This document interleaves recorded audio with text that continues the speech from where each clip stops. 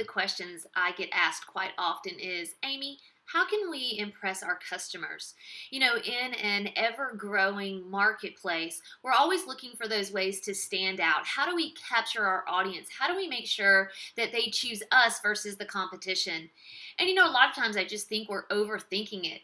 Right? A little bit is about getting back to some of the easy basics that help impress your customers every single day.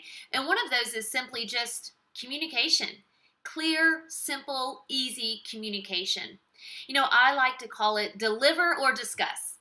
If we've promised something to our client, we should deliver on that. We should deliver on the expectations that they have for us. But sometimes something goes wrong in the process. Sometimes we get a little bit off our pattern, and for whatever reason, we're going to miss what we promised on delivering. And in that instance, I would just say, circle back and discuss. Right? Deliver or discuss, right? So the first tip on impressing your customers is easy. Simple, clear communication. The second thing I would say is look for those opportunities to delight and surprise. All customers want to feel special. They want to feel unique. They want to stand out in a sea of other people. And there are very easy ways that we can do this. I was on a flight a couple months ago, and I fly every single week, and I think I've seen it all. And for the most part, it's just the status quo. But this was really interesting. As we started to descend, the pilot comes on and says that we're going to be beginning our initial descent. And, I look around and I notice there's quite a few babies on the plane. And we know that this is the time that babies' ears start to pop. It becomes, very difficult on them.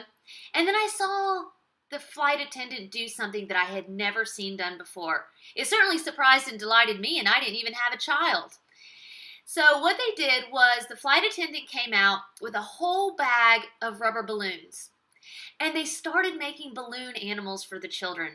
And it was amazing to watch the response because the children all of a sudden forgot about the pain that was happening in their ears during the descent, and they were really focused on this flight attendant and the balloon animals. Again, surprise and delight. This was something very easy, very quick, very inexpensive that the flight attendant could do, but it certainly changed and impressed all of the customers on that airplane. And then the last tip I would give you is just do the right thing. Do the right thing for your customers. If we want to impress them by doing what other people aren't doing. And what I mean by that is if your product isn't right for them, tell them. If you know of something better, send them somewhere else.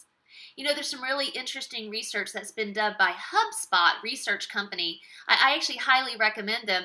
And then that's what they were talking about was they were asking customers what do they want from a sales experience. And one of the things they said is they just want to be told the truth. They want to be told, hey, here's what we have, here's what we don't have, here's where we can fit your needs, here's maybe where we can't. And when we can't, to send them to other places that can. I promise you that doing the right thing will always come back. Because even if they don't buy from you this time, they'll buy from you next time because they trust you. Or they'll send their friends to you because they've had a wonderful experience. So there it is, 3 very easy, quick, simple things that you can do to help impress your customers. 1, communication. Deliver or discuss. 2, surprise and delight. Find the little opportunities within your process to do something extra special for your clients. And number 3, do the right thing. Do the right thing every single time for every single person. The universe will always reward you for it.